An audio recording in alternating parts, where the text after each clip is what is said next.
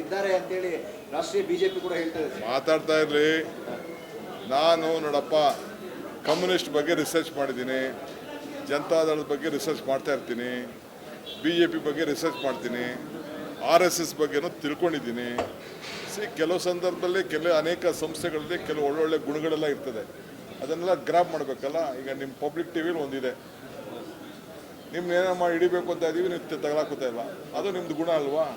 ನಿಟ್ಟ ನೇರ ದಿಟ್ಟ ಮಾತಾಡೋದು ನಿಮ್ಮದೊಂದು ಗುಣ. ಹಂಗೆ ಒಬ್ಬೊಬ್ಬರು ಟಿವಿದು ಒಂದೊಂದಿದೆ. ಸೊ ನಿಮ್ಮಲ್ಲಿರೋಂಥ ಒಳ್ಳೆ ಕ್ವಾಲಿಟೀಸ್ನ ಗುರುತಿಸ್ಬೇಕು. ಹಂಗೆ ನಾವು ಕೆಲವುದೆಲ್ಲ ನಾವು ಯೋಚನೆ ಮಾಡಿ ನೋಡ್ತಾ ಇದ್ದೀನಿ, ಯಾರು ಏನು ಮಾಡ್ತಾರೆ ನೋಡಪ್ಪ.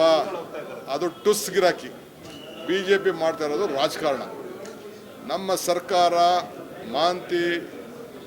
ಮೋಹಂತಿ ಮತ್ತು ಅವರ ತಂಡ ಭಾಳ ಕ್ಲೀನಾಗಿ ಅವ್ರ ಕೆಲಸ ಅವ್ರು ಮಾಡ್ತಾಯಿದ್ದಾರೆ.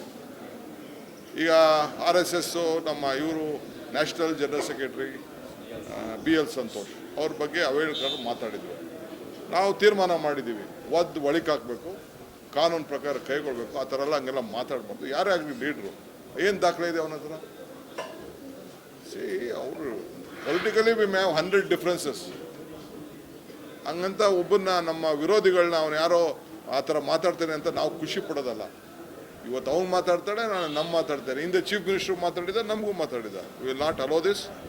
ನಾವು ಈ ದೇಶದಲ್ಲಿ, ಈ ರಾಜ್ಯದಲ್ಲಿ ಎಲ್ಲರಿಗೂ ಕೂಡ ಅವ್ರವ್ರ ಸ್ವಾಭಿಮಾನಕ್ಕೆ ಧಕ್ಕೆ ಪಾಲಿಟಿಕ್ಸ್ ಮಾಡಲಿ, ಯಾರು ಬೇಕಾದರೆ ಆರೋಪಗಳು ಮಾಡಲಿ, ತಪ್ಪೇನಿಲ್ಲ. ಬಟ್ ಆಧಾರ ಇಟ್ಕೊಂಡು ಆರೋಪ ಮಾಡಬೇಕು.